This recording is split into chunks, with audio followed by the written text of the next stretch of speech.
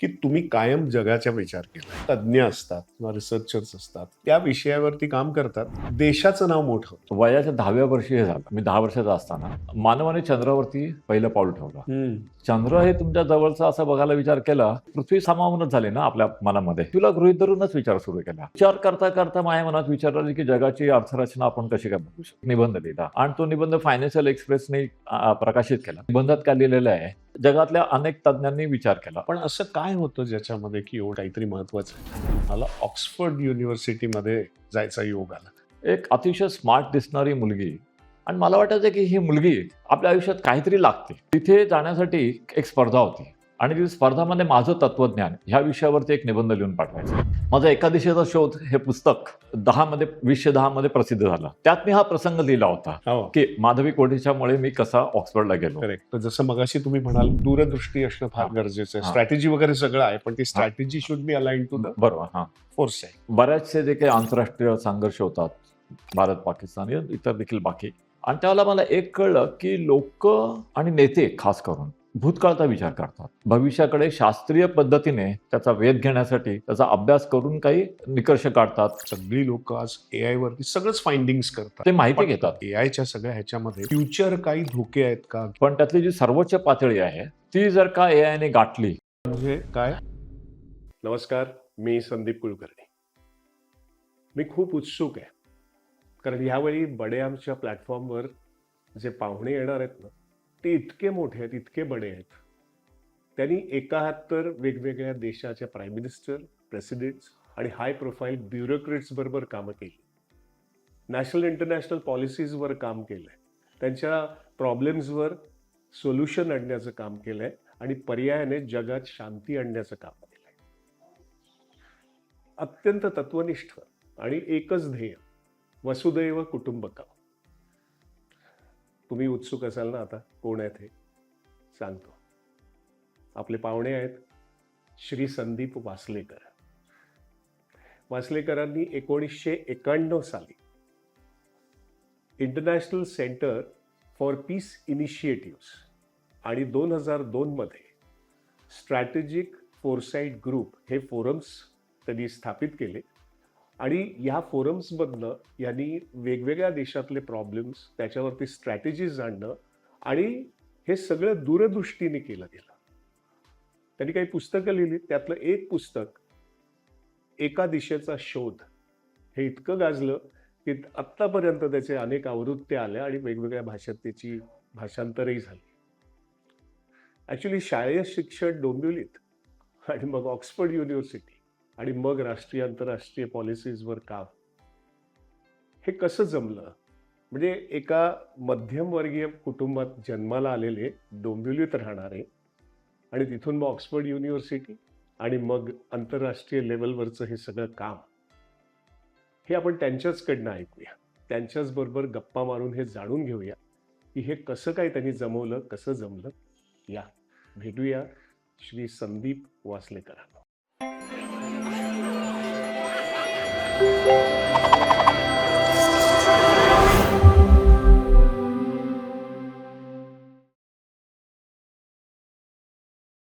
नमस्कार वासलेकर साहेब. नमस्कार. आज खरंच आमचं भाग्य आहे की तुम्ही आम्हाला वेळ दिलात, कारण तुमचा वेळ इतका मौल्यवान आहे हे आपल्या या बोलण्यातनं आता आमच्या प्रेक्षकांना पण कळेल की किती मौल्यवान आहे आणि किती तुमचा, काय म्हणतो त्याला, एक गप्पा मारायच्या साध्या झाल्या तरी तो वेळ सार्थकी लावणं हे आमची जबाबदारी आहे आता. त्यामुळे नाही संदीप, माझा असा अगदी ठाम विश्वास आहे की आयुष्यात बिझी कोणी नसता. हम्म, ज्या वेळेला कोणी तुम्हाला सांगतं ना की मी बिझी आहे, हम्म, त्याचा अर्थ हा असतो की तुम्ही त्याची प्रायोरिटी नाहीये. ओके. हा, बिझी कोणीच नसतं. हा. हा, सगळ्यांना सगळ्यासाठी वेळ असतो. मला आतापर्यंत अनेक देशांचे पंतप्रधान, नोबेल पारितोषिक विजेते, शास्त्रज्ञ वगैरे अनेक लोक भेटले. कधीच कोणी बिझी नव्हतं. ज्यावेळेला ते म्हणतात की मी तुम्हाला भेटू शकत नाही, मी बिझी आहे, मला तुमच्यासाठी वेळ नाहीये, त्याचा एवढाच अर्थ असतो की तुम्ही माझ्यासाठी प्राधान्य नाही. म्हणजे मग प्राधान्य मिळवण्यासाठी ती परत हे क्रेडिबिलिटी किंवा ते एक मिळवावं लागतं ना काहीतरी. बट बट तरी सुद्धा म्हणजे I am really, we are lucky आणि we are so thankful for this. कारण याचं कारण असं आहे की जे आपल्या मागे गप्पातनं पण निघालं, तुमच्या वाचनातून, तुमच्या बोलण्यातून पण येतं, की तुम्ही कायम जगाचा विचार केलाय. म्हणजे जनरली जे तज्ञ असतात किंवा रिसर्चर्स असतात किंवा मोठे असतात, ते त्या विषयावरती काम करतात. त्या प्रांतात किंवा देशाचं नाव मोठं होतं त्याच्यामुळे. पण तुम्ही कायम जगाचा विचार केलाय. जगाच्या शांतीसाठी, जगाच्या भल्यासाठी. तर हा कुठून आला विचार? म्हणजे हे असं कुठून आलं? जनरली हे असं होतं, की आध्यात्मिक लोकांमध्ये जास्त असतं. हां. पण हे तुमच्यात कसं आलं? तर हे म्हणजे माझ्या आठवणीप्रमाणे माझ्या वयाच्या 10व्या वर्षी हे झालं. बरं. हां. तर मी ज्यावेळेला 10 वर्षाचा होतो, आम्ही त्यावेळेला डोंबिवलीला राहत होतो. हां. एका चाळीमध्ये. अ, आमच्या समोर पण एक कोरडारवाडी होती आणि एका रूमची आमची खोली होती. एक 1+1 अशी खोली होती, 1+ किचन. तर आणि मी डोंबिवलीला टिळकनगर विद्या मंदिरमध्ये मराठी माध्यमाच्या शाळेत जायचो. हं. माझं सगळं शिक्षण मराठीतच झालं. अ, तर 69 साली मी 10 वर्षाचा असताना मानवाने चंद्रावरती पहिलं पाऊल ठेवलं. हं. आणि त्यानिमित्ताने डोंबिवलीतल्या कुठल्यातरी लायन्स क्लब किंवा तत्सम एखाद्या संघटनेने स्क्रॅपबुक करण्याची स्पर्धा ठेवली होती शाळेतल्या मुलांसाठी. आणि त्यावेळेला आमच्या चाळीमध्ये बाजूला एक वाण्याचं दुकान होतं. हं. त्या वाण्याला 4 मुली होत्या. बरं. त्यातली दुसरी मुलगी सुशीला. अच्छा. तिचं लग्न झालं होतं एका लक्ष्मीचंद नावाच्या माणसाशी. हां. तर हा लक्ष्मीचंद बोरिवलीला वगैरे कुठेतरी राहायचा मुंबईला. हं. तर त्यावेळेला डोंबिवलीत असताना बोरिवली वगैरे खूप लांब होतं म्हणजे. होय. आणि त्याचं रद्दीचं दुकान होतं. हां. तर मी लक्ष्मीचंद त्याच्या सासऱ्याकडे म्हणजे वाण्याकडे आला होता. तर त्याला मी सांगितलं, की अशी-अशी स्पर्धा आहे. मला मानवाने चंद्रावरती पाऊल ठेवलं, तर मला त्याची चित्र वगैरे पाहिजेल आहेत. तर त्या रद्दीच्या दुकानात खूप हं. पुस्तकं, मासिकं वगैरे आली होती. तर त्याने मला सगळी आणून दिली. हां. आणि त्यातून मला मग ते एक सगळं आता मानवाने चंद्राकडे जायचं ते अपोलोयान होतं. त्याचा कसा काय प्रवास केला, हां. हे सगळं मिळालं मला. आणि मी ते स्क्रॅपबुक केलं. त्याच्यात मला पारितोषिक मिळालं. हां. आणि म्हणून माझा विचार तेव्हापासून जो सुरू झाला तो सगळ्यात जवळचा म्हणजे चंद्र. हं. आता चंद्र हे तुमच्या जवळचा असा बघायला विचार केला, की पृथ्वी त्याच्यामध्ये सामावूनच झाली ना आपल्या मनामध्ये. हं. हं. आणि असा मी त्यामुळे पृथ्वीला गृहीत धरूनच विचार सुरू केला, पृथ्वीच्या बाहेरचा. ओह! आणि त्यावेळेला मी अच्छा. 10 वर्षाचा होतो. ओह! हां. नंतर काय झालं, की त्या काळामध्ये एक A1 नावाची एक च्युइंग कंपनी होती. हं. तर त्या च्युइंग जो रॅपर असायचा ना, हां. त्याच्यामध्ये एक झेंड्याचं चित्र असायचं वेगळ्या-वेगळ्या देशांचं. ओके. आणि आमच्या मुलांना हौस होती, की आपण ते एक घ्यायचो आणि त्यातले ते झेंडे जमवायचे. जमवायचे. आणि तुम्ही सगळे जमवलं, की ती कंपनी तुम्हाला अल्बम द्यायची. मग त्याच्यामध्ये तुम्ही चिटकवता. अ, तर असं मी एक निरनिराळ्या देशांचा अभ्यास त्याच्यातून सुरू केला. बरं. त्याच्यातून नंतर मग कोणाकडे तरी पोस्टेज स्टॅम्प त्याची एक आवड लागली. हं. तर असा मी जगाचा संपूर्ण विचार वयाच्या 10व्या वर्षी ती चंद्राची स्पर्धा, त्याच्यानंतर A1 कंपनीचे एक रॅपर्स गोळा करणं, स्टॅम्प गोळा करणं इकडनं-तिकडनं, अशी मी सुरुवात केली. हो. आणि तेव्हापासूनच माझा विचार पहिल्यापासूनच संपूर्ण संपूर्ण पृथ्वी, संपूर्ण जग पण अ, हे ह्या इन्सेप्शन किती महत्वाचं आहे. म्हणजे एकदा तो विचार बरेच वेळेला काय होतं, हा विचार आपल्याला येतो, पण आपण तो पर्सीव्ह नाही करत हां, किंवा त्याच्यावरती ॲक्शन घेतली जात नाही आणि बरोबर. हां, म्हणून मग ते सुटून जातं. बरोबर. हां. पण कुठेतरी छोट्या-छोट्या गोष्टींनी तुम्ही ते सुरू ठेवलत आणि 20व्या वर्षी तुम्ही जो एक एक वर्ल्ड इकॉनॉमीवरती काहीतरी एक लेख लिहिला, बरोबर. हं. तो छापला गेला हां. आणि त्याच्यानंतर काहीतरी बरंच काही-काही घडलं, ते जरा आमच्याबरोबर शेअर करा प्लीज. नाहीतर काय झालं नंतर तो लक्ष्मीचंद माझ्या आयुष्यातला एक महत्त्वाचा व्यक्ती ठरला. हां. कारण तो त्याच्या बायकोबरोबर ज्यावेळेला डोंबिवलीला यायचा, हं. त्यावेळेला मी त्याला दरवेळेला आग्रह करायचो, की "तू मला जुनी मासिकं आणि सगळे आणून दे." हां. आणि त्यातून मी जगाचा अभ्यास सुरू केला. हं. असं माझा मानसिक प्रवास सुरू झाला. म्हणजे माझ्याकडे काही सामुग्री नव्हती, काही नव्हतं. अ, अ, पण त्यावेळेला इंटरनेट तर नव्हतंच ना. इंटरनेट काय माझ्याकडे म्हणजे वर्तमानपत्र पण हो. काही नसायची. म्हणजे मासिकं वगैरे घ्यायची ऐपत नव्हती. मध्ये जो रद्दीवाल्याकडनं मिळायची तेवढीच. मग मी रस्त्यात जाऊन प्रत्यक्ष लोकांना भेटून हे सुरू केले. असं सगळं सुरू केलं. तर असं करता करता मग पुढे कॉलेजचं शिक्षण झालं. कॉलेजचं शिक्षण झालं आणि त्यानंतर बी-कॉम झालं आणि बी-कॉम झाल्यानंतर मग मी थोडीफार अर्थशास्त्राची माझी ओळख होती. तर व्हायचं काय, की आम्ही ज्या चाळीत राहायचो तिथे बाहेर ओटा होता.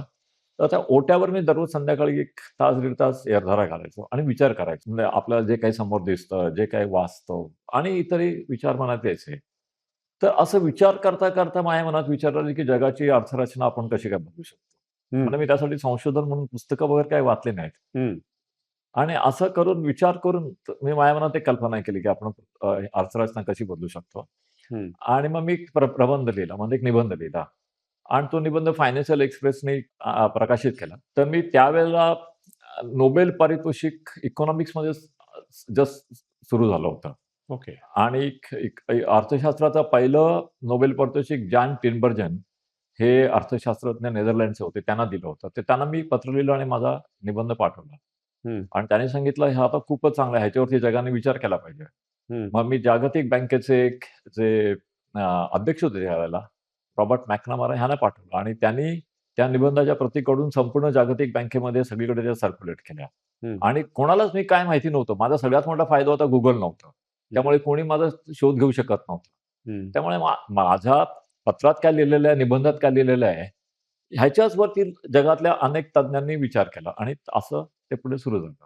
पण असं काय होतं ज्याच्यामध्ये, की एवढ्या तज्ञांपर्यंत कारण आता तुम्ही म्हणालात तर ते इतकं इनोसेंटली सगळं सुरू झालं होतं हां. आणि मग असा काय तो पर्स्पेक्टिव्ह त्याच्यामध्ये होता, की ज्याच्यामुळे थोडासा एक मंथन झालं किंवा लोकांना त्याच्याबद्दल वाटलं, की हे काहीतरी महत्वाचं आहे? नाही, नाही. त्यावेळेला जी जगाची आर्थिक स्थिती होती, म्हणजे साधारण 47 साली भारत स्वतंत्र झाला. त्यानंतर पुढच्या 10-15 वर्षांमध्ये एक आशिया खंडातले बाकीचे देश, आफ्रिकेतले बाकीचे देश हे सगळे स्वतंत्र झाले. हं, म्हणजे हे देश स्वतंत्र होण्याची प्रक्रिया 47 पासून साधारणतः 65-67 पर्यंत म्हणजे 20 वर्ष चालू होती. हं, आणि त्यानंतर मग हे जे नवीन जे स्वतंत्र झालेले जे देश होते, त्यांना वाटायला लागलं, की आपलं स्वतःचं एक आर्थिक अस्तित्व व्हायला पाहिजे. आत्तापर्यंत या सगळ्या वसाहती होत्या करेक्ट. आणि ती जाणीव त्याच्यानंतर 10-15 वर्षांनी सुरू झाली.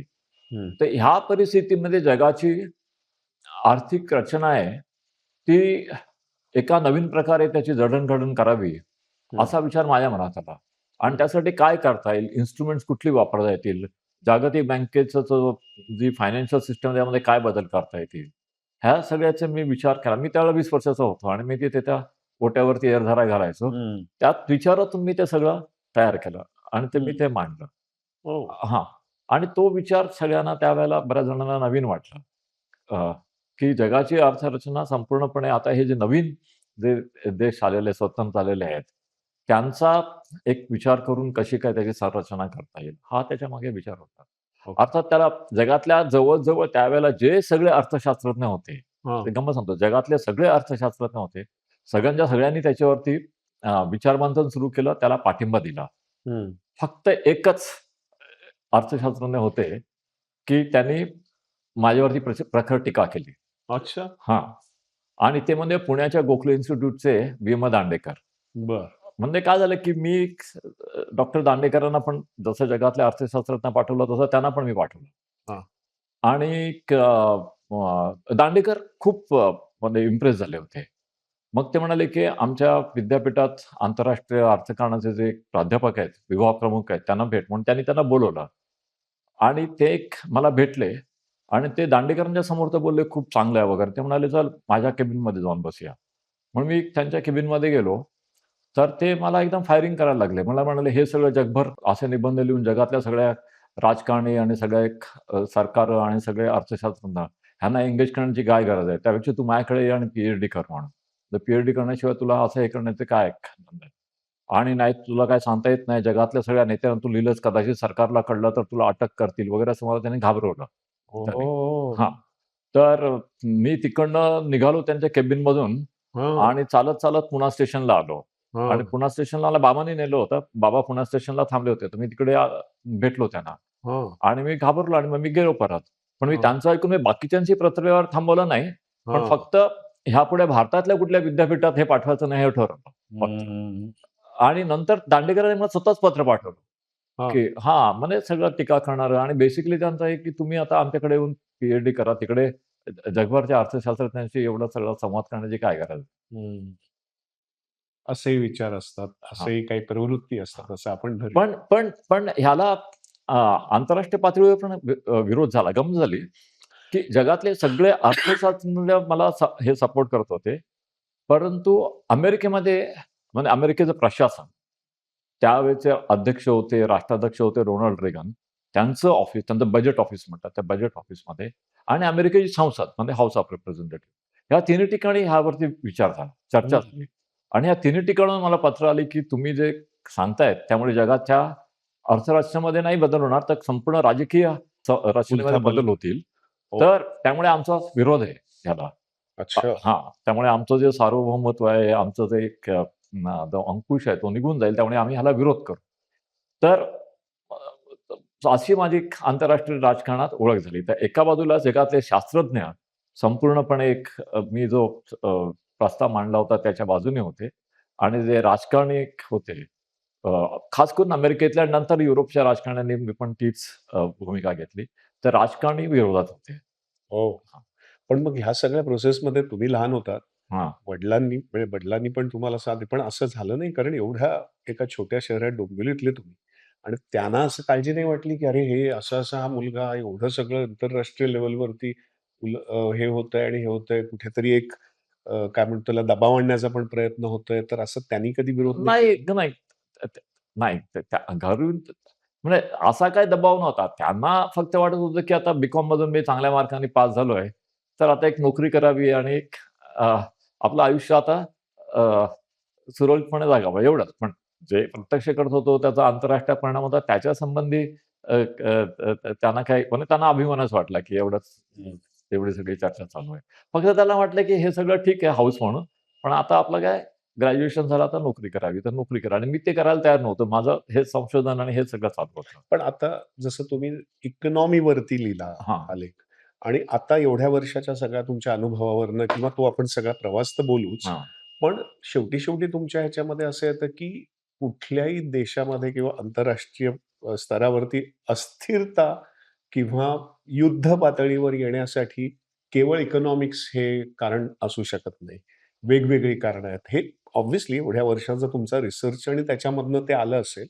तर ह्या काय वेगवेगळ्या गोष्टी असू शकतात? नाही. वेगळ्या गोष्टी अनेक आहेत. हां. पण सर्वात महत्त्वाची गोष्ट म्हणजे कुठल्याही देशाची किंवा कुठल्याही समाजाची किंवा कुठल्याही नेत्याची तात्विक बैठक. हां. हे तुमचं तत्वज्ञान हे सगळ्यात महत्त्वाचं आहे. ओके. हां. म्हणजे एक तत्वज्ञान म्हणजे केवळ पुस्तकात वाचत तसं तत्वज्ञान आहे. हां. प्रत्यक्षात तुम्ही तुमची जी वैचारिक बैठक आहे आणि त्या बैठकीच्या आधारे तुम्ही जे निर्णय घेता, तर तुमची जी तात्विक बैठक आहे ती सर्वात म्हणजे महत्त्वाची तुम्ही अंमलात आणता. आहे. अंमलात आणण्याच्या आधी तुमची जी तात्विक बैठक आहे, बरं. ती सगळ्यात महत्त्वाची आहे.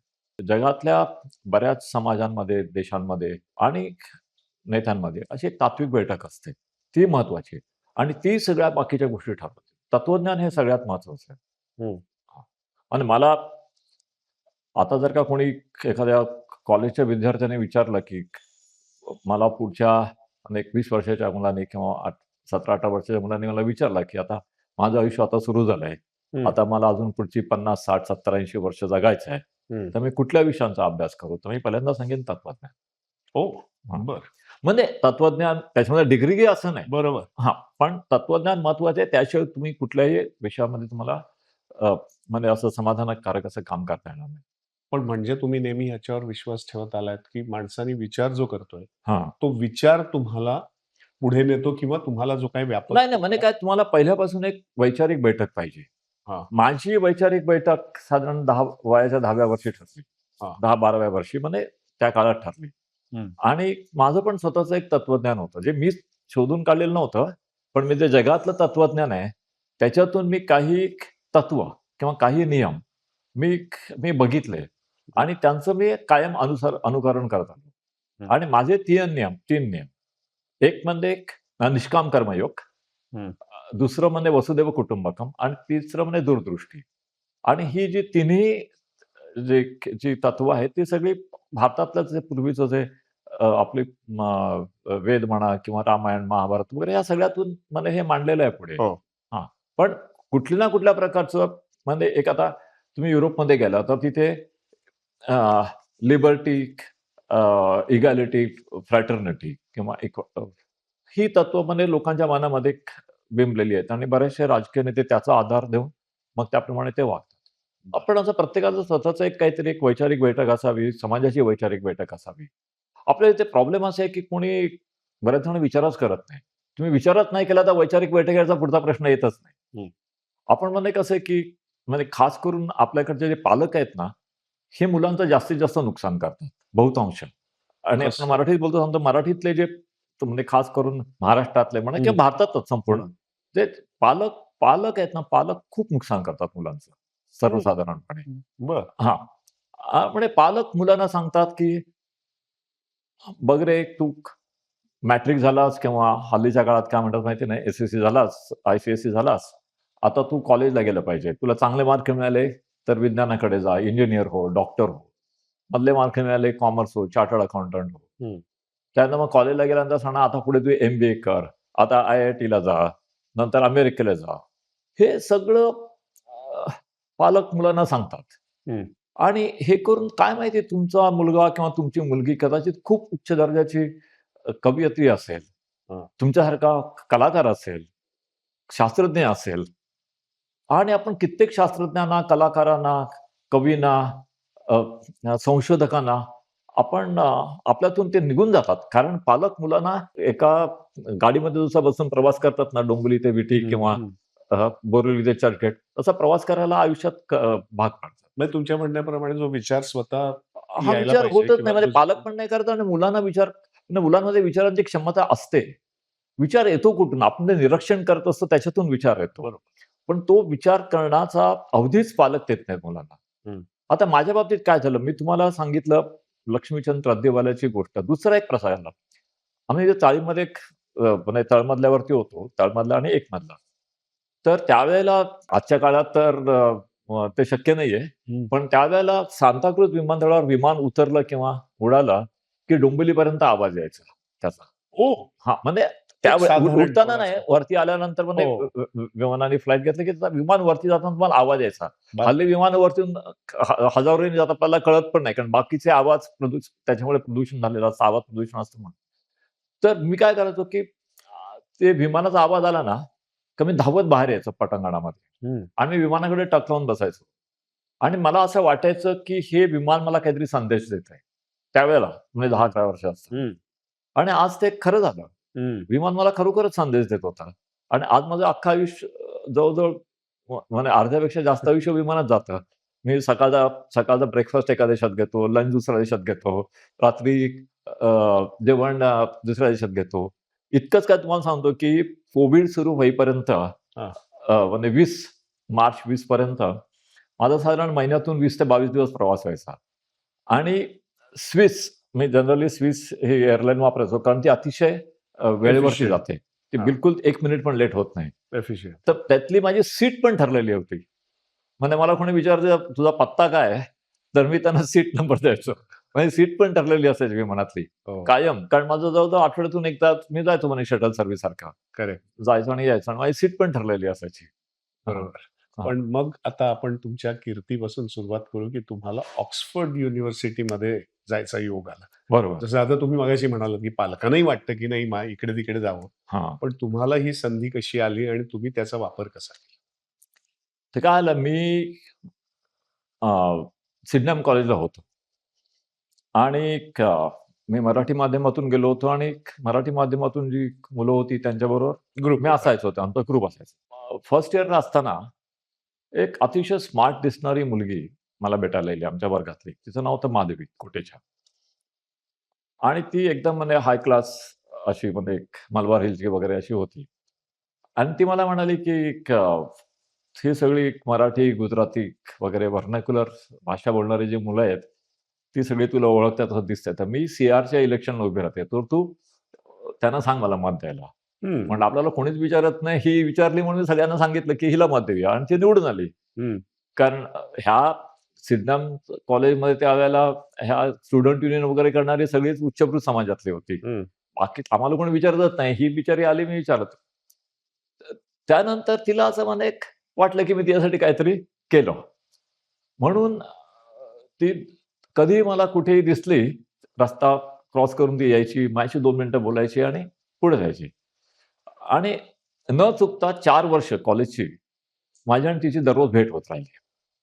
आणि मला वाटायचं की ही मुलगी आपल्या आयुष्यात काहीतरी लागते. काहीतरी आता त्यावेळेला वाटायचं रोमॅन्टिक वगैरे, पण तसं काही नव्हतं. कारण तिचा तो क्लास आणि हे सगळं वेगळं होतं. त्यामुळे तसा प्रश्न नव्हता. पण ते काहीतरी कुठेतरी आपला संबंध आहे. असं जसा माझा विमानाशी संबंध आहे वाटायचं, तसं मला माधवी कोटेचाशी संबंध आहे असं वाटायचं. शेवटी बी.कॉमच्या परीक्षेच्या आधी माधवी एका मुलाबरोबर चालत होती आणि तिने मला त्याची ओळख करून दिली आणि ती म्हणाली, की "हा माझा बॉयफ्रेंड आझम मिस्त्री, तो आता ऑक्सफर्डला असतो आणि आता भारतात आलाय." आणि तिनेच असं मला सांगितलं, "म्हणे मी संदीपला 4 वर्ष बघते आणि हा आयुष्यात काहीतरी करेल असं मला वाटतं. पण त्याला ऑक्सफर्डसारख्या ठिकाणी जायला पाहिजे. त्याच्याकडे पैसे नाहीयेत, तर त्याला फुल स्कॉलरशिप मिळेल तरच तो जाऊ शकतो. भारतात ॲप्लिकेशन केलं कुठे आणि इकडच्या प्रोसेसमधून गेला तर इथे खूप आपल्याकडे वशिलेबाजी आणि इतर बरेच प्रकार असतात. तर हे सगळं बाजूला ठेवून कसं जाऊ शकेल?" तर आझमने मला सांगितलं, की आम्ही उन्हाचा दिवस होता, बाहेर उभं होतो आणि त्याने सांगितलं मला, की "तू एक काम करू शकतोस, की एकच ऑक्सफर्डला अशी स्कॉलरशिप आहे, की ज्याची निवड देशांमध्ये होत नाही. तर ती डायरेक्ट ऑक्सफर्डला होती. हम्म. आणि त्यांना तू जर का संपर्क केलास आणि त्या प्रक्रियेत तू भाग झालास, तर तुला मिळेल की नाही माहिती नाही. पण एक सांगतो, की तिथे काही मॅनिप्युलेशन होणार नाही. म्हणजे जे काही होईल, हो का नाही ते मेरिटवर मेरिटवर होईल आणि ते लंडनमध्ये किंवा ऑक्सफर्डमध्ये ठरवलं जाईल. आणि त्यांनी मला त्यावेळेला ॲड्रेस दिला. मला अजूनही ॲड्रेस आठवतोय त्यावेळेचा. World university service 2021 Compton terrace, London N12UN. हे त्यांनी मला त्या उन्हात उभं राहून सांगितलं. आमच्याकडे लिहायला कागद वगैरे नव्हता. मी ते असंच डोक्यात ठेवलं. हो. हां. त्यानंतर 1 वर्षांनी ज्यावेळेला तो मी हा निबंध लिहिलेला सगळीकडे पसरला, त्यावेळेला बरेच लोकं म्हणाले, की "तुला आता ऑक्सफर्डसारख्या ठिकाणी जाऊन पुढचं शिक्षण घेतलं पाहिजे. तर जायचं कसं?" तर रोड स्कॉलरशिप होती, पण रोड्सचं सगळं सगळं जे हे होतं म्हणजे निवड होती, ती दिल्लीत व्हायची आणि ती ठराविक कॉलेजेसमधल्याच मुलांना तिकडे प्रवेश मिळायचा. तर मला ते अचानक आठवलं, की माधवीने सांगितलं म्हणजे आझमने सांगितलं, तो अख्खा संपूर्ण पत्ता माझ्या डोळ्यासमोर आला असाच. म्हणजे तो मी कुठे लिहिला नव्हता. आणि मी त्यांना पत्र लिहिलं. आणि मग तिकडनं त्यांनी सांगितलं तर त्यांची प्रथा अशी होती, की त्यांना तुमचे आधी मार्क, एक्स्ट्रा करिक्युलर ॲक्टिव्हिटीज वगैरे ह्यामध्ये खूप कमी इंटरेस्ट होता. तर तिथे जाण्यासाठी एक स्पर्धा होती आणि ती स्पर्धामध्ये माझं तत्वज्ञान ह्या विषयावरती एक निबंध लिहून पाठवायचा. ओके. आणि केवळ ह्या निबंधाच्या आधारे ती पूर्ण स्कॉलरशिप होती. तर मी त्यांना तो निबंध पाठवला आणि 3,000 विद्यार्थी 100 देशातून होते आणि मला ती स्कॉलरशिप मिळाली. वाव. हां, अशा तऱ्हेने मी ऑक्सफर्डला गेलो. हो. गमतीची गोष्ट आणि एक आश्चर्य होण्यासारखी गोष्ट, जी माधवी मला दररोज भेटायची, ती त्या दिवसानंतर मला दिसलीच नाही आयुष्यात. म्हणजे माझी वर्गमैत्रीण हम्म. तिथेच सिडनम चर्चगेटच्या जवळपास कुठेतरी राहायची. दररोज दिसायची. त्या दिवशी मी तिला शेवटचं पाहिलं. त्या दिवसानंतर मला दुसऱ्या दिवसापासून दिसलीच नाही. पण कधीच. म्हणजे मग ही काहीतरी स्त्री शक्ती तुमच्या, एक तर ती वाण्याची मुलगी आधी, हां. जिच्यामुळे तो लेख झाला हां, हां. आणि ही माधवी जिच्यामुळे ऑक्सफर्डला तुम्ही गेले. ती नाहीशीच झाली. पूर्ण हो. नाहीशी झाली. आणि ती मला कधी दिसलीच नाही त्यानंतर. ओके. हां. त्यानंतर एक प्रसंग झाला अनेक वर्षांनी. माझा एकादशीचा शोध हे पुस्तक 10 मध्ये 2010 मध्ये प्रसिद्ध झालं. त्यात मी हा प्रसंग लिहिला होता, हो. की माधवी कोठेच्यामुळे मी कसा ऑक्सफर्डला गेलो. करेक्ट. आणि आणि त्यात मी असं लिहिलं, की त्या दिवसानंतर मी ही माझी वर्गमैत्रिणी आणि सध्या तर सोशल मीडियाचा युग आहे, Facebook वगैरे, तरी मला कुठेही ती दिसत नाहीये. ऑक्सफर्ड मधलं तुमचं काय असं तुम्हाला पर्स्पेक्टिव्ह किंवा काय असं मिळालं, की ज्याच्यामुळे काहीतरी वेगळं तुमच्यात घडलं आणि ज्याच्यामुळे तुम्हाला एक लीप किंवा काही आतनं असं काही वेगळं जाणवलं का? नाही, ऑक्सफर्ड हे एक जे विद्यापीठ आहे ना, हे जगातल्या सगळ्या विद्यापीठांपेक्षा वेगळं आहे. म्हणजे कशा? इव्हन अमेरिकेतली हार्वर्ड, स्टॅनफोर्ड वगैरे ते ऑक्सफर्डसारखे नाहीयेत. ऑक्सफर्डसारखं अजून एकच विद्यापीठ आहे, ते म्हणजे केम्ब्रिज. हं. ब्रिटनमधलं. ऑक्सफर्डमध्ये 1,000 वर्षापूर्वी त्याची स्थापना झाली. इथे लेक्चर्स नसतात, क्लासेस नसतात. इथे एक पद्धत अशी असते की तुम्हाला दर आठवड्याला 2 निबंध लिहायचे असतात आणि तुमचा एक गुरु दिलेला असतो. म्हणजे आपल्याकडे जशी गुरु शिष्य हे होती, बरोबर. परंपरा होती तसंच. आणि तुम्ही आठवड्यातून एकदा त्या गुरुला भेटायचं आणि कुठल्या विषयावरती पुढच्या आठवड्यात निबंध लिहायचा हे ते गुरु सांगणार. आणि आदल्या आठवड्यात जो तुम्ही निबंध लिहिलेला असेल तो प्रेझेंट करायचा, त्याच्यावरती चर्चा करायची आणि पुन्हा पुढच्या आठवड्यात असं. म्हणजे ऑक्सफोर्डमध्ये 3 वर्षाचा कोर्स असतो, तुम्ही 2 वर्षात पूर्ण केला. पण त्या 2 वर्षामध्ये तुम्हाला दर आठवड्याला 2 निबंध लिहिणं, विचार करून हेच करायचं असतं. आणि तुम्ही लायब्ररीमध्ये जाऊन सगळी पुस्तकं रिफर करू शकता पाहिजे तेवढी. इतकंच काय, तर परीक्षेला पण तुम्ही पुस्तकं समोर जवळ ठेवता, म्हणजे समोर ठेवू शकता. परंतु पुस्तकातला काही त्यात यायला नको, तुमचे फक्त विचार यायला पाहिजे. तर ऑक्सफोर्डमध्ये मला विचार कसे करायचे आणि आपले जे विचार आहेत ते प्रोसेस कसे करायचे हे मला कळलं. हो. ओके.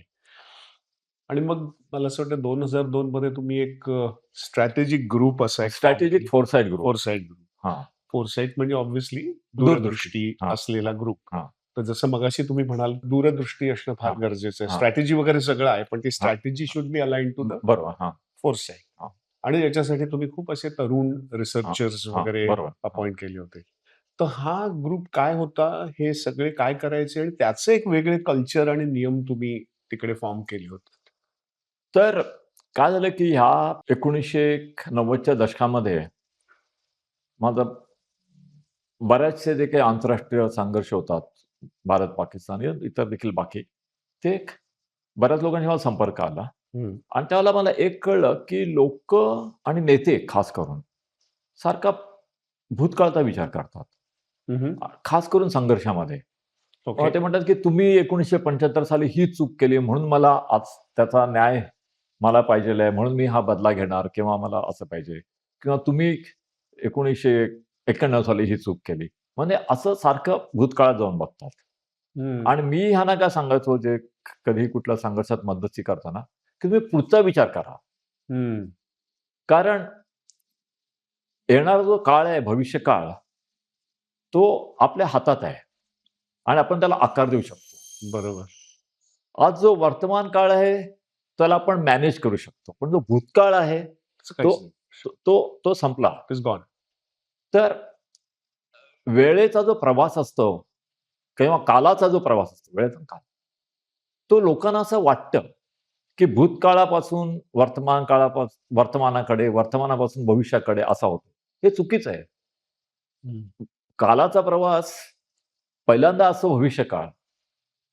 भविष्यकाळात जे आज आपण बोलतोय, उद्या जो भविष्यकाळ आहे तो उद्या वर्तमान होईल आणि आज जे वर्तमान आहे हे उद्या भूतकाळ होईल. बरोबर. त्यामुळे काळाचा प्रवास भविष्याकडून वर्तमानाकडे, वर्तमानापासून भूतकाळाकडे असा होत असतो. आणि म्हणून भविष्याला आकार देणं हे आपल्या हातात असतं. म्हणून म्हटलं ह्याला आकार द्यायचा कसा, तर ह्याचे काहीतरी तंत्र पाहिजे. तर त्याच वेळेला इंटरनेट नवीन नवीन आलं होतं. तर मी आणि माझे 2 सहसंस्थापक स्ट्रॅटेजिक पत्रकारितेचे इल्मास फतेह आणि श्रीकांत बेंजोके, आम्ही इंटरनेटवर जाऊन संशोधन केलं आणि बघितलं तर जगात खरोखरच काही संघटना, काही संस्था अशा होत्या की ज्या भविष्याकडे शास्त्रीय पद्धतीने त्याचा वेध घेण्यासाठी, त्याचा अभ्यास करून काही निकष काढतात ढोबळमानाने. तर आम्ही त्यांची जी तंत्र होती ती सगळी इंटरनेटवरती अभ्यास करून आम्ही शिकलो आणि स्ट्रॅटेजिक फोरसाईट ग्रुप स्थापन केला. ओके. पण त्याच्यामध्ये तुम्ही परत असे नियम होते ना, की स्ट्रॅटेजी फॉर्म करताना किंवा फोरसाईट कुठलं हे करताना कुठलंही परत असं हे नाही केलं जिथे लोकांनी ऑलरेडी काम केलेलं. नाही, आमचे काही नियम होते. म्हणजे काय, आता बघ सांगतो, आम्ही आतापर्यंत जवळजवळ 71 देशांच्या सरकारांबरोबर काम केलेलं आहे. म्हणजे पंतप्रधान, राष्ट्रपती, केंद्रीय मंत्री ह्यांच्या बरोबर. तर आमची तत्व अशी होती की पहिल्या दिवसापासून तत्व असं होतं की आम्ही कुठे जाऊन काम मागणार नाही. निर्णय देशांच्या सरकारांनी आपल्याकडे यायला पाहिजे. ते आले नाही तर गरज नाही, आपण बंद करू काशा गोंधळ. म्हणजे ज्याला बिझनेसच्या भाषेत बोलतो, आम्ही मार्केटिंग करणार नाही, पिच करणार नाही. लोकांनी समोरून स्वतःला आम्ही निर्णय घेऊ की कुठल्या सरकारसाठी काम करायचं काय, आपली आणि त्यांची तात्विक बैठक जमते का, तसं असेल तर करू. तर हा एक नंतर ते त्यांनी जर का अप्रोच केलं कोणी आपल्याला, तर दुसरा नियम काय आहे, की केवळ ते किती मोबदला देतात किंवा काय देतात हा निकष नाही. तर हे काम करणारं मी जगातला पहिला माणूस आहे का? हे जर का असेल तरच आम्ही ते काम घेणार, नाहीतर घेणार नाही. हं. म्हणजे त्याने कुठलीही आमच्याकडे ना प्रॉब्लेम सॉल्व्हिंगसाठी म्हणजे कुठलाही प्रॉब्लेम आणला, तर तुम्ही पहिल्यांदा तुमचे जे राजदूत असतात, सरकारी अधिकारी असतात, मंत्री असतात, त्या सगळ्यांकडे जा आणि त्यांना ह्याच्यावरती उत्तर सापडत नसेल, तर तुम्ही माझ्याकडे या. तर त्यामुळे असं नाही की ते आता ह्या संबंधी जगात कोणी काही करत नाहीये ना, तरच आम्ही ते घेणार. हं. ह्याच्या जगात संपूर्ण जगात हां, म्हणजे केवळ हां. भारतात किंवा आशियातच नाही. कोणी बाकी करत असलं आम्ही सांगणार आहे, तिकडे तो माणूस चांगलं काम करतोय किंवा मग संस्था काम करते, तुम्ही तिकडे जा. असं. आमचे नियम होते आणि 2002 ला आम्ही जेव्हा हे स्थापन 2001 ला आमची चर्चा चालू होती, ती इल्मशा आम्ही किचनमध्ये बसलो होतो आणि आम्ही ठरवलं की 3 ते 4 वर्षामध्ये आपण जगातला सगळ्यात अग्रगण्य हं. असा असा संशोधन गट झाला पाहिजे आणि झाला. असं आम्ही आधीच ठरवलं होतं. हो. कारण म्हटलं आपण जगाला दूरदृष्टी देतो, आपल्याला स्वतःच्या स्वतःच्या स्ट्रॅटेजिक पर्सन ग्रुपबद्दल पण दूरदृष्टी पाहिजे ना. तर होय. आमची दूरदृष्टी अशी होती, की आपण 3-4 वर्षात जगातला संपूर्ण आकडा आणि तसंच झालं. ओके. हां. आणि मग जास्त करून काही म्हणजे इंटरनेटवरती किंवा ह्याचा इन्फॉर्मेशन न घेता स्वतःचे विचार मांडणं किंवा स्वतःचे विचार नाही, नाही. माझ्याकडे हे बघा 20 संशोधक होते. पहिल्यापासून शेवटपर्यंत. युवक होते, युवती होत्या जास्ती. 80-90% मुली होत्या. 20% मुलं होती. तर त्याच्यामध्ये एक असे इन्स्ट्रक्शन्स होत्या, की तुम्ही संशोधन करताना तुम्हाला पाहिजे करा, तुमच्या मार्गाने करा. तुम्ही स्वतः विचार करा. मी काही त्यात इंटरफिअर करणार नाही. ह्यातला जो प्युअर डेटा आहे, तो तुम्ही इंटरनेटवरून घ्या. म्हणजे समजा एखाद्या देशाचं जी-डी-पी काय आहे किंवा एखाद्या नदीची लांबी किती आहे वगैरे असे जे बेसिक स्टॅट्स आहेत तुम्ही घ्या. त्यातला दुसरा उपाय नाहीये. पण ज्या समस्या आहेत आणि त्याच्यावरती आपल्याला निराकरण करायचं आहे, त्याचं सोल्युशन शोधायचं आहे. ह्यापैकी एकही गोष्ट मला कुठल्याही इंटरनेटवरती किंवा पुस्तकात सापडली नाही पाहिजे. ह्याचं कारण काय? नाही म्हणजे ओरिजिनल थॉट पाहिजे तुमचा. म्हणजे तुम्हाला तुमचं स्वतःचं परत एक ओरिजिनल थिंकिंग पाहिजे. हां. हं. आणि असा विचार करून आम्ही जगातले अनेक प्रॉब्लेम सोडवले. ओके. हां.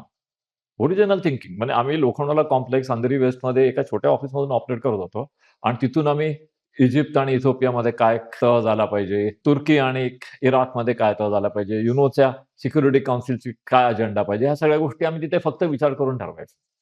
पण मग आता आता तर एआय आलंय आणि हां. आज तर हळू-हळू सगळं तरुण किंवा सगळी लोकं आज एआय वरती सगळंच फाइंडिंग्स करतात. ते माहिती पटकन घेतात. माहिती घेतात. हां. नाही पण म्हणजे जेव्हा ते असिम्युलेट करतं तेव्हा सगळा इथून-तिथून इन्फॉर्मेशन बरोबर, बरोबर. रिसर्चेस हां. काढून तो तुम्हाला देतो. तुम्हाला विचार नाही मिळत. हां. तर मग आता तुम्हाला असं काय वाटतं, की ह्या युगामध्ये किंवा एआयच्या सगळ्या ह्याच्यामध्ये फ्युचर काही धोके आहेत का? किंवा असं काही आहे का ज्याच्यामध्ये मी नॅशनली आणि इंटरनॅशनली म्हणतो? नाही, नाही. आता काय आहे, की एआयवरती सध्या माझं काम चालू आहे. हां. म्हणजे मी माझं ओव्हरऑल काम बऱ्याच प्रमाणात कमी केलं मागचे 3-4 वर्ष. करेक्ट. पण एआयवरती माझं काम चालू आहे थोडं. पण एआयवरती म्हणजे काय, की एक फक्त एआयच्या एका विशिष्ट अंगाबद्दल माझं काम चालू आहे. ओके. आणि ते म्हणजे असं, की एआयची जी म्हणजे त्याच्या वेगवेगळ्या पातळ्या आहेत. पण त्यातली जी सर्वोच्च पातळी आहे, ती जर का एआयने गाठली, ती तर म्हणजे काय? म्हणजे आर्टिफिशियल जनरल इंटेलिजन्स त्याला म्हणतात किंवा आर्टिफिशियल सुपर इंटेलिजन्स म्हणतात. ओके. त्या पातळीपासून फक्त काही काही प्रमाणात आपण काही नॉचेस आपण आता जरा कमी आहोत. होय. तर ती जर का घातली, तर एआयमुळे संपूर्ण मानवावरती कदाचित नियंत्रण येईल, मानवसृष्टीवरती किंवा मानवसृष्टीचा नाश होऊ शकेल. ह्या दृष्टीने, ह्या दिशेने एआयची म्हणजे एक मार्गक्रमण चालू आहे. तर ते कसं थांबवायचं? त्यासंबंधी माझं काम चालू आहे आणि त्यासंबंधी माझी बऱ्याच देशांबरोबर बोलणी पण चालू आहेत, की पण ह्यासंबंधी एक आंतरराष्ट्रीय करार करून हां. एआयची ही जी पुढची डेव्हलपमेंट आहे ती आपल्याला रेग्युलेट करता येईल किंवा काही थांबता येईल. कारण माझ्याशिवाय इतर देखील काम करतायत. हं. पण म्हणजे एक माझा जो अँगल आहे तो युनिक आहे. बाकीचे पण वेगळे जण काम करतात. ओके. पण मग फार वेळ आहे का ह्या सगळ्या ह्याला? म्हणजे ते गाठेपर्यंत 1-2 वर्ष. 2 वर्ष. हां. ह्याच्यामध्ये वेगळं आता उदाहरणार्थ आज म्हणजे 26 साली ऑलरेडी आता काय झालेलं आहे की ती AI मध्ये एक अशी कपॅसिटी आलेली आहे की तुझा कुठलाही सामान्य माणूस असेल, तो काही अशी मॉडेल्स आहेत तो वापरून तो बायोलॉजिकल किंवा केमिकल वेपन्स करू शकतो घरात बसून. म्हणजे जैविक किंवा रासायनिक शस्त्र. म्हणजे ह्यापुढे दहशतवाद्यांना काश्मीरच्या खोऱ्यातून किंवा पाण्यातून वगैरे यायची गरज नाही. त्यांना तो सोर्स कोड मिळाला तर ते घरात बसून न जैविक शस्त्र करू शकतात आणि ती म्हणजे रायफल घेऊन किंवा AK-47 घेऊन तुम्ही जास्तीत जास्त 100-200 लोकांना माराल. ह्याच्यामुळे हजारो लाखो लोकं तुम्ही मारू शकता. एका एका एका दुपारमध्ये किंवा एका रात्रीमध्ये. ही क्षमता ऑलरेडी एआयमध्ये आहे. हं, आहे आत्ता. म्हणजे हं, उद्या पण हे होऊ शकतं. हं, म्हणजे हे हे मी पुढे 1-2 वर्षांनी वगैरे होत नाही. हं. त्याच्यानंतर काही क्षमता अशी आहे, की जे अण्वस्त्र आहेत. आता म्हणजे मागचे 3 वर्ष मी काय करत होतो तर युनोच्या सुरक्षा मंडळाचे जे 5 स्थायी सभासद आहेत म्हणजे अमेरिका, चीन, रशिया, ब्रिटन आणि फ्रान्स. तर ह्यांच्यामध्ये मी बोलणी करून हे करत होतो, की एआयचा म्हणजे काय म्हणतात दुष्परिणाम ज्या प्रकारे अण्वस्त्रांची जी लॉन्च कमांड आहे त्याच्यामध्ये होऊ नये म्हणून काय प्रयत्न करता येईल. तर ती बोलणी मी शेअर करत होतो. जिनेव्हामध्ये व्हायची ही सगळी बोलणी. हो. हां. तर अण्वस्त्र कदाचित अणुयुद्ध देखील होऊ शकतं चुकीने म्हणजे कोणाची इच्छा नसताना. यामुळे. कंट्रोलच जाईल म्हणजे हां. मानवी ह्याचं. हां, नाही, नाही म्हणजे हां, काही प्रमाणात. असे 4-5 वेगळे-वेगळे धोके आहेत, की जे भारताच्या देखील राष्ट्रीय सुरक्षेला ते खूप धोकादायक आहे आणि प्रत्येक देशाच्या राष्ट्रीय सुरक्षेला धोकादायक आहे. म्हणजे जगाच्या संपूर्ण सुरक्षेला धोकादायक आहे. तर हे सगळं होईपर्यंत वाट नको बघायला, त्याच्या आधी आपण थांबलं पाहिजे. हो. हां, म्हणजे हे अत्युच्च धोके. पण बाकी म्हणजे तुमच्या डे टू डे ह्याच्यामध्ये पण जसे फायदे पण खूप आहे, धोके पण आहेत. दोन्ही आहे. म्हणजे प्रश्न काय आहे, की तुम्ही जगातली कुठली गोष्ट घेतली. म्हणजे एआयचं जाऊन द्या, आता क्लोरीन गॅस घ्या किंवा क्वांटम टेक्नॉलॉजी घ्या किंवा काही गोष्ट जरी घेतली हं, तरी हं. प्रत्येक म्हणजे खास करून विज्ञान आणि तंत्रज्ञान. तर त्याच्यात म्हणजे त्याची 2 अंग असतात. काही गोष्टी चांगल्या असतात प्रोग्रेसिव्ह आहेत आणि आणि बेनिफिशियल डॅमेजिंग. असतात हां, आणि काही गोष्टी डॅमेजिंग असतात. प्रत्येक वेळेला हे असं असतं. बरं. त्यामुळे आयुष्यात जेव्हा एखाद्या देशाचा जो नेता असतो कुठल्याही, त्यांनी हा विचार करत असतो, की अमुक-अमुक ऑप्शन्समुळे म्हणजे टेक्नॉलॉजिकल ऑप्शन्स, इकॉनॉमिक ऑप्शन्स किंवा बाकीचे जे आहेत, त्यामुळे माझ्या देशाचा मॅक्सिमम बेनिफिट कसा होईल आणि मिनिमम रिस्क, मिनिमम डॅमेज कसं होईल. कारण 0 डॅमेज असं नसतंच आणि फुल बेनिफिट असा नसतो. त्यामुळे तुम्हाला तो बॅलन्स करायला लागतो. तर त्याच्यामुळे तुम्ही धोरण करताना असं विचार करता, की मला मॅक्सिमम बेनिफिट म्हणजे जास्तीत जास्त फायदा, जास्तीत जास्त हित कशामुळे होईल आणि कमीत कमी तोटा कशामुळे होईल. पण तर म्हणजे हे सगळं बॅलन्स करण्यासाठी परत विचारावर येतो. म्हणजे हां, पण माणूस विचार आणि विचार त्याला कसा करतोय. सायंटिफिक माहिती ह्याचा हां, सायंटिफिक माहिती हां, हां, आहेच. हां, म्हणजे आज हां. जसं आहे ना, एआयमध्ये इतकी लोकं म्हणजे मी अगदी तुम्हाला एक गंमत सांगतो. एक प्रसंग झाला. एक वर्षापूर्वी. माझं याच्यावरती काम चालू होतं. तर एआयचे जनक समजतात जेफ्री हिंटन हे जगातले सगळ्यात मोठे शास्त्रज्ञ. तर त्यांना ते टोरंटो युनिव्हर्सिटीचे आहेत. तर टोरंटो युनिव्हर्सिटीमध्ये माझं जे पुस्तक आहे, हं. त्याच्यावरती व्याख्यानमाला ठेवली होती विद्यापीठाने. म्हणून मी टोरंटोला गेलो होतो. तर मी जाणार टोरंटोला तर मी जेफ्री हिंटनना मी ईमेल पाठवली, की मी येतोय आणि माझं एआयवरती काम चालू आहे. तुम्ही ह्याचे जनक आहात ह्या तंत्रात. तर मला तुम्हाला भेटायला आवडेल. तर ते म्हणाले, "ठीक आहे." ते म्हणाले, "मीच तुझ्या लेक्चरला येईन आणि लेक्चर झाल्यानंतर आपण बाजूला एखाद्या कॅफेमध्ये किंवा रूममध्ये बसूया." हे झाल्यानंतर महिन्याभराने त्यांना नोबेल पारितोषिक मिळाल्याचं अनाउन्स झालं. ओके. ते एआयमधलं पहिलं नोबेल पारितोषिक. तर त्यांची जी मला ईमेल आली, की आता त्या नोबेल पारितोषिकामुळे माझं सगळं आयुष्य उलटं-सुलटं झालेलं आहे आणि आता सतत मला त्या नोबेल कमिटीचे कमिटमेंट्स असतात, हे करतात, थोडा प्रवास करावा लागतो. म्हणजे पारितोषिक समारंभ व्हायच्या आधीच. तर आता आपली भेटवणं काय शक्य नाही. तर मी म्हटलं समजू शकतो आता नोबेल पारितोषिक मिळालं समजू शकतो. तर मी टोरंटो युनिव्हर्सिटीमध्ये गेलो आणि तिथे काही प्राध्यापकांबरोबर संध्याकाळी बोलत होतो. तर ते काय म्हणाले, की तू त्यांना फक्त एवढंच कळवलं होतं, की तुझं एआयवर ते काम चालू आहे आणि एक अतिशय ढोबळ सांगितलं होतं. पण प्रत्यक्षात काय आहे? तू काय करतोयस? हं. म्हणजे ते माझं मुख्य काम त्यावेळेला एआयमुळे जो अणुयुद्धाचा धोका आहे, तो कसा होऊ शकतो? ह्याच्यामध्ये माझं संशोधन आणि बोलणी होती. बरोबर. तर म्हणे ह्याचा तपशील तू त्यांना कळव आणि काय म्हणतात बघ म्हणून. तर मला आठवतंय मी रात्री 11:30 ला त्यांना ईमेल पाठवली, हं. की माझं ॲक्चुअली जे मला बोलायचं होतं ते असं आहे म्हणून. तर मी सकाळी 6 वाजता बाथरूमला जायला उठलो तेव्हा मी सहज फोन बघितला. फोन त्यासाठी बघितला, की भारतातून कुटुंबाकडनं वगैरे काही मेसेज आहात का नाही. मी सकाळी 6 ला फोन जनरली बघत नाही. फक्त प्रवासात बघतो. कारण घरच्यांकडनं काही मेसेज वगैरे असतात. तर मला जेफ्री हिंटनचा मेसेज होता, की मला तुला ताबडतोब भेटायचं आहे. तर कधी भेटू शकतो? त्याच्या आता त्यांना नोबेल मिळालेलं होतं. तर मला वाटलं, की आता 6 वाजता तर मी बघितलं त्यांनी 1:37 रात्री त्यांनी मला उत्तर दिलं होतं. एक रात्री 1:37 मी म्हटलं, की आता ह्यांना 6 वाजता आपण उत्तर देणार सकाळी ते पण झोपले असतील. म्हणजे शिष्टाचाराला अनुसर नाहीये. म्हटलं आपण त्यांना नंतर ब्रेकफास्टला मी जाईन 9 वाजता तेव्हा देईन उत्तर. आणि मी पुन्हा फोन बंद केला आणि झोपलो. आणि नंतर मी 8:30 ला उठलो, अंघोळ केली आणि ब्रेकफास्टला गेलो. ब्रेकफास्टला गेलो तर फोन पुन्हा बघितला. घरच्यांचा मेसेज बघितला. बघतो तर जेफ्री हिंटन यांच्याकडनं 3 मेसेजेस आणि ह्यावेळेला त्यांनी WhatsApp पण दिला होता. म्हणला माझा मेसेज बघितला नाही का? मी ते उत्तराची वाट बघतोय, उत्तराची वाट बघतोय. तर मी त्यांना भेटलो. हां. आणि 1.5 तास मी त्यांच्याबरोबर दुसऱ्या दिवशी नाश्ता घेतला त्यांच्या घरी. आणि ते म्हणाले, की "तू जे मला सांगितलंयस काही-काही गोष्टी, ह्याचा मी विचारच केला नव्हता." आता हे जगातले प्रथम क्रमांकाचे एआयचे शास्त्रज्ञ. त्यांच्या हातामध्ये जगातली सगळ्यात एडवान्स्ड कॉम्प्युटर्स आहेत, हे आहे, लॅबोरेटरीज आहेत, हे आहे. मी फक्त विचार करून त्यांना सांगितलं, की असं-असं होऊ शकतं. आणि आणि ते मला म्हणाले, की "तू हे जे सांगितलंस ते" आणि म्हणे, "आता ह्यापुढे आपण सहकार्य केलं पाहिजे" म्हणून. आणि त्यानंतर माझे एआयचे जे सगळ्यात टॉपमोस्ट जे शास्त्रज्ञ आहेत, म्हणजे जेफ्री हिंटन्स होता आणि बाकीचे आहेत, त्या सगळ्यांबरोबर सहकार्य सुरू झालं. हे असं. मला म्हणे काही माहिती नव्हतं. माझ्याकडे काही ॲडव्हान्स कॉम्प्युटर नाहीये, काही नाहीये आणि हे जगातले प्रथम त्यांना नोबेल पारितोषिक मिळालेलं आहे. असे. तर पण विचार काय आहे हे किती महत्वाचं आहे तुम्ही हां, आता तुमच्या हां, उदाहरणातनं पण दिसलं आणि हे तुमच्या हां. ह्याच्यातनं दिसतंच की हं. आपण कुठल्या दिशेने विचार करतो. काही वेळेला तुम्ही म्हणतात तसं तेच आहे की आपण हुशार असतो, सगळं असतो, पण विचार किंवा हे नसेल तर आपण काही गोष्टी मिस होऊ शकतात. हं. जे आपल्याला आत्ता ह्या हां. उदाहरणार्थ कळलं. बरोबर. तुम्ही पुस्तकंही लिहिली आहेत. 2 पुस्तकं तर खूपच गाजले. त्यातलं एक पुस्तक एका दिशेचा शोध. शोध. ह्याचे खूप अ, परदेशात अनुवाद. आवृत्त्या बऱ्या हां. वेगवेगळ्या भाषेत त्याचं हे झालं.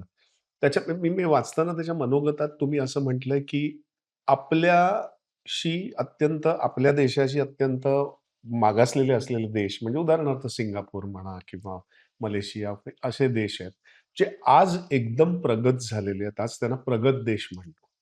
आणि आपली प्रगती कुठे थोडीशी खुंटली आहे का? किंवा कशामुळे खुंटली आहे? किंवा का ती मंदावली आहे? असं काही त्याच्यावरती काही आपण हे करू शकतो का? भारत मोठा देश आहे. हं. म्हणजे भौगोलिकदृष्ट्या, लोकसंख्येच्या दृष्टीने. सध्या असं खूप आहे ना, की आपला देश महासत्तेत यायला पाहिजे किंवा हां. महासत्तेची एक कॉम्पिटिशन चालू आहे. इथे चीन आहे, इथे अमेरिका तर आहेच. तर ही पण एक हां. प्रत्येकामध्ये भावना आहे. नाही, नाही. बरोबर. तर तर एक तर म्हणजे आपली भौगोलिक, ऐतिहासिक आणि लोकसंख्या सगळ्या दृष्टीने बघितलं तर एक मोठा देश आहे, विविधतेने नटलेला देश आहे. त्यामुळे आपली आव्हानं थोडी कठीण आहेत. हे एक आहे. पण कुठल्याही देशाला जर का वर यायचं असेल, तर काही जे नियम आहेत ना, ते ते कॉमन आहेत. त्यासाठी तुम्ही मोठा आहे, भौगोलिकदृष्ट्या छोटा आहे, बरोबर. तर ह्याचा जास्त काही फारसा फरक संबंध नाही. नसतो. जे काही नियम आहेत, ते अक्षरशः बीजगणितातल्या समीकरणांसारखे आहेत. म्हणजे उदाहरणार्थ मी तुम्हाला सांगतो. हं. जे नियम जर का तुम्ही पाळले, तर कुठल्याही देशातली आर्थिक, सामाजिक सर्व संकटं निघून जाऊ शकतात आणि 3 ते 4 वर्षात. हो. हां, कुठल्या देशामध्ये. संपूर्ण जे महात्मा गांधींनी सांगितलं अंत्योदय आणि सावरकरांनी सांगितलं होतं, की एक विज्ञाननिष्ठ प्रगती. ह्या दोन्हींचा संगम होऊन कुठल्याही देशाची प्रगती 3 ते 4 वर्षात होऊ शकते. पण जे नियम आहेत ह्याचे, ते बऱ्याच देशांनी पाळले. तिकडच्या समाजाने पाळले. म्हणून तिथे 3-4 वर्षात अतिशय अल्पावधीत ट्रान्सफॉर्मेशन किंवा क्रांती म्हणा, परिवर्तन झालं. आपल्याकडची लोकं हे नियम पाळायला तयार नाहीयेत. सामान्य लोकं. ह्याच्यात कुठल्याही राजकीय नेत्याला दोष देत नाही, इतर कोणालाही दोष देत नाही. एक नियम पहिला,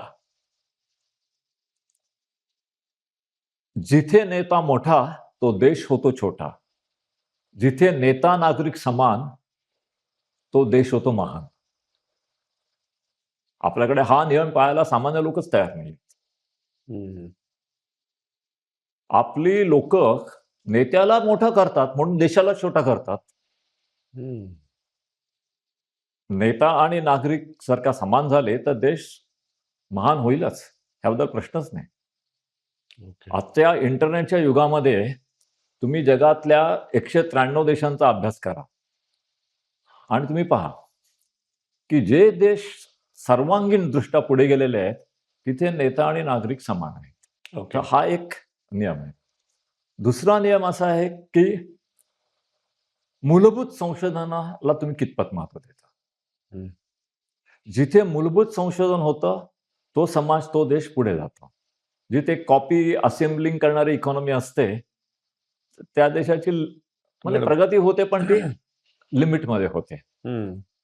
त्याचा बेस स्ट्रॉंग नसतो किंवा त्याचा म्हणजे मूलभूत संशोधन म्हणजे तर त्यामुळे आता आपल्याकडे म्हणतात की उदाहरणार्थ 2 किंवा 2,500 वर्षापूर्वी सुवर्णयुग होतं वगैरे वगैरे.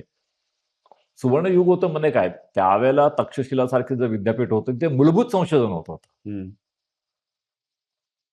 चाणक्य, पातंजली, चरक ह्या सगळ्यांनी म्हणजे मूलभूत संशोधन केलं. हो, जसं मौर्य संस्कृती आपण जी म्हणतो, जी हा. सगळ्यात समृद्ध हा. होती. पण होती म्हणजे सगळं मूलभूत संशोधन हो, होतं. याचं हा, तेच म्हणजे हा, हा, इव्हन हम्म. नुसतं आर्थिकदृष्ट्या नाही, हा, तिथले म्हणजे कला, तिथले स्किल, बरोबर. हा, तिथले विज्ञान. त्याला हा, विज्ञान विज्ञान. त्याला हा. सुद्धा पण तेवढंच पण महत्त्व. आता आपण मूलभूत संशोधन करतच नाहीये हम्म. कुठल्याही प्रकारे. हम्म. तर हा. तर आपण फक्त मूलभूत संशोधन करायच्या ऐवजी फक्त मॅन्युफॅक्चरिंग, असेंब्लिंग आणि त्याहीपेक्षा म्हणजे सर्व्हिसिंग हेच करतो. हम्म. आपलं हे सगळं सॉफ्टवेअरमध्ये हम्म. जी प्रगती झाली त्याच्यामुळे एक आर्थिक सुबत्ता वाढली हम्म. पण ओव्हरऑल देश मागे गेलाय ह्याच्यामुळे. हम्म. कारण आपली सर्व्हिसिंग मेंटॅलिटी झालेली आहे. हम्म. तर असे अनेक नियम आहेत. पण तुम्ही जो एक प्रश्न विचारला त्याचं मी पटकन उत्तर देतो की महासत्ता हम्म. ही कल्पना चुकीची आहे. हम्म. महासत्ता होण्याचं आपण अभिलाषा धरली पाहिजे ही कल्पना चुकीची आहे. आपण महान राष्ट्र आणि हम्म. महान समाज होण्याची अभिलाषा धरली पाहिजे आणि त्या दृष्टीने आपण प्रयत्न केले पाहिजेत. ब्लू पीस कॉन्फ्लिक्ट, हा, BPCA blue peace concept. Concept, sorry, hmm. आणि BPCA हा. याच्यावरती तुम्ही खूप काम केलं. तर ही एक वेगळी स्ट्रॅटेजी असं म्हणता येईल का? नाही नाही, ह्याच्यामध्ये काय आहे, पुन्हा आम्ही एक नवीन समीकरण मांडलं, बीजगणिताचं समीकरण. पण हे आता आंतरराष्ट्रीय राजकारणातलं. हा. तर ते समीकरण असं होतं की आणि ते जगामध्ये तुम्हाला सांगतो की साधारण 286 नद्या अशा आहेत की ज्या एकापेक्षा जास्त देशातून जातात. ओके. म्हणजे त्यांना आंतरराष्ट्रीय नद्या म्हणतात किंवा क्रॉस बॉर्डर नद्या आहेत की ज्याचा उगम एका देशात होतो आणि म्हणजे समुद्र मिलन दुसऱ्या देशात होतं. हो. आणि दोनच नाही, कधी कधी 3 होतील. नाईल नदी 11 देशातून जाते उदाहरणार्थ. ओके. हा, अशा अशा आपल्याकडे पण बाजूला बांगलादेश आणि भारत, पाकिस्तान आणि भारत, बऱ्याच अशा नद्या आहेत की ज्या एका देशातून दुसऱ्या देशात जातात. अशा जगामध्ये 286 नद्या आहेत अशा. तर आम्ही या सर्व 286 नद्या आणि त्यांचं व्यवस्थापन याचा अभ्यास केला. जगातल्या सर्वच्या सर्व 286 ट्रान्सबाउंडरी रिव्हर्स. आणि त्यातून निष्कर्ष असा निघाला की जेव्हा 2 देशांमध्ये की म्हणजे ज्या 2 देशांमधून नद्या शेअर केलेल्या आहेत ह्याच्यामध्ये सर्वोच्च पातळीवर राजकीय सहकार्य होत असेल तर त्या 2 देशांमध्ये कुठल्याही कारणावरून, म्हणजे केवळ नद्यांमुळे नाही पण इतर कुठल्याही कारणावरून युद्ध किंवा तंटा होतो. हा, असं समीकरण आम्ही म्हणजे संपूर्ण जगाचा अभ्यास करून आम्ही हा एक सिद्धांत मांडला की जो मॅथमॅटिकली म्हणजे गणिताचा प्रमेय मांडून तो सिद्ध होतो. अच्छा. हा, आणि त्यामुळे आणि हे सिद्ध झाले. त्यामुळे युनोचं जे सर्वोच्च जे मंडळ आहे म्हणजे युनोची सुरक्षा परिषद, त्यांनी ह्यावरती आधारित खास सुरक्षा परिषदेची बैठक बोलवली होती माझ्या या संशोधनावर आधारित. आणि ती युनोच्या इतिहासातली पाण्यावरची पहिली सुरक्षा परिषदेची बैठक होती. ते युनोच्या संपूर्ण इतिहासातली 1945 सालापासून. हो. हां. आणि ही बैठक संपूर्णपणे आम्ही जे प्रमेय मांडलं होतं त्याच्या आधारावरती होती. म्हणजे तुम्हाला सांगतो राजकारण, अर्थकारण, समाजकारण हे सगळ्या ज्या गोष्टी आहेत ना, ह्या बऱ्याचशा गोष्टी गणिताच्या आधारावर चालतात. पण तुम्हाला ती समीकरणं कळली पाहिजेत. म्हणजे तुम्ही मला जर का विचारलत, की आज ह्या वयात मला काही रिग्रेट आहे का? काही खेद आहे का? तर तो एकच आहे, की मी लहानपणी गणितात कच्चा होतो. आणि मगाशी मी युवकांचं सांगितलं आणि मी सांगितलं तत्वज्ञान हा एक महत्त्वाचा विषय आहे. तसाच सर्वात महत्त्वाचा विषय म्हणजे गणित. अच्छा. जी मुलं महाराष्ट्रातली म्हणा, भारतातली म्हणा किंवा जगातली कुठेही, जी गणितात अतिशय तज्ञ होतील, त्यांचं भवितव्य सर्व दृष्टीने चांगलं असेल. हो. म्हणजे तुम्हाला सांगतो का तुम्ही गणितात खूप तरबेज झालात आणि गणितामध्ये एम-एस-सी केली किंवा गणितात पी-एच-डी केलं, तर आज जगातल्या कंपन्या तुम्हाला सरासरी स्टार्टिंग सॅलरी 10 कोटी रुपये देतील वर्षाला. हो. इंजिनिअर झालात तर तुम्हाला जास्तीत जास्त $50,000 वगैरे मिळतील. तुम्ही गणितात तज्ञ असाल तुम्हाला $1,000,000 स्टार्टिंग सॅलरी आहे. कसं काय? मला हे जरा थोडं उलगडून सांगाल का? ही ॲप्लिकेशन का म्हणजे गणितात तज्ञ असेल तर कसं नाही कारण बदल? सगळं म्हणजे जगातलं जे सगळे ॲडव्हान्स आता एआय सगळं गणितावरती चालतं. हं, तुम्हाला माहिती आहे का एआय मधल्या ज्या सगळ्यात मोठ्या ज्या कंपन्या आहेत, हं. एआयचा बॉस कोण? एलन मस्क आणि Googleचे जे संस्थापक आहेत आणि बिल गेट्स हा सगळ्यांचा एक बॉस आहे. हं. त्याचं नाव आहे पीटर थिल. ओके. हा ट्रम्पचा गुरु. व्हाईट हाऊसचा ट्रम्पने विचार कसा करावा हे पीटर थिल सांगतो. ओके. एलन मस्क, Google या सगळ्यांच्या डेमिस असावे सगळ्यांच्या कंपन्यांमध्ये पीटर थिलचे पैसे लावलेले आहेत. हं, हा पीटर थिल इंजिनियर नाहीये. हं, पीटर थिल हा फिलॉसॉफी किंवा सोशिओलॉजीमध्ये हे आहे. त्याची हं. एज्युकेशनल बॅकग्राऊंड आहे. हं. आणि असे एआय मधले जे सगळे जे टॉपचे लोक आहेत, त्या सगळ्यांची बॅकग्राऊंड फिलॉसॉफी किंवा म्हणजे तत्वज्ञान, समाजकारण, गणित ह्याच्यामध्ये. अच्छा. इंजिनियर लोक पुढच्या फक्त एलन मस्क त्याला हे आहे काय अपवाद म्हणतात अपवाद आहे. एलन मस्क इंजिनियर आहे, पण बाकी सगळेजण गणितातले आहेत. Googleचे संस्थापक आहेत ते गणितातले तज्ञ आहेत. हो. हो. ओके. म्हणजे असे तुम्ही गणित, तत्वज्ञान ह्यात तज्ञ असाल ना, तर तुम्ही 1,000 कोटी, 10,000 कोटी, 20,000 कोटी, 50,000 कोटीची स्वप्न बाळगू शकतात. ओके. तुम्ही इंजिनियर असाल, तर तुम्ही काय म्हणतात ते आपलं एक विलेपार्ल्यामध्ये निभावून देऊ हां, शकता. निभावून निभावून देऊ. सो बरेच वेळेला मागच्या आपल्या आपल्या बोलण्यात पण आलं होतं, की शेवटी आता जसं गणिताचं रहस्य तुम्ही सांगितलंत किंवा तत्वज्ञान. हां, तत्वज्ञान हा शब्द मोठा आहे, पण बेसिक ती प्रोसेस आहे, की विचार करणं, की हां. आपल्याला पहिला विचार करणं हे आलं हं. पाहिजे. पण जसं तुम्ही म्हणाल, की आपल्या कॉन्सेप्च्युअली आपल्या ह्याच्यामध्ये आहे ना, की आपण आशीर्वाद देतो किंवा मोठा हे देतो, यशस्वी भव, हं, यशस्वी हो हं. किंवा थाप पण मारतो, की यशस्वी हो. पण खरं यश कशात आहे किंवा यश कसं मिळवायला पाहिजे, याचा कदाचित बोध आपल्याला नाहीये किंवा त्यातलं हे नाहीये. तर त्याबद्दल तुम्ही काही नाही, नाही, नाही. काय आहे, की जसं मी सांगितलं, की राष्ट्रीयदृष्ट्या किंवा सामाजिकदृष्ट्या आपण म्हणतो, की मला महासत्ता व्हायचं आहे, महासत्ता व्हायचं आहे. पण महान राष्ट्र व्हायला पाहिजे.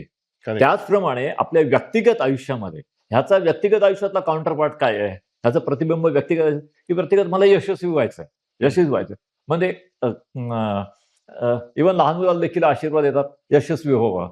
अरे, तू काकांना नमस्कार कर, काका म्हणणार यशस्वी व्हावं. अरे, हा मूर्खपणा आहे. हं. आयुष्यात यश किंवा अपयश महत्वाचं नाहीये. आपण जे करतोय ते योग्य आहे का अयोग्य आहे, हे परिमाण लावणं महत्वाचं आहे. हं.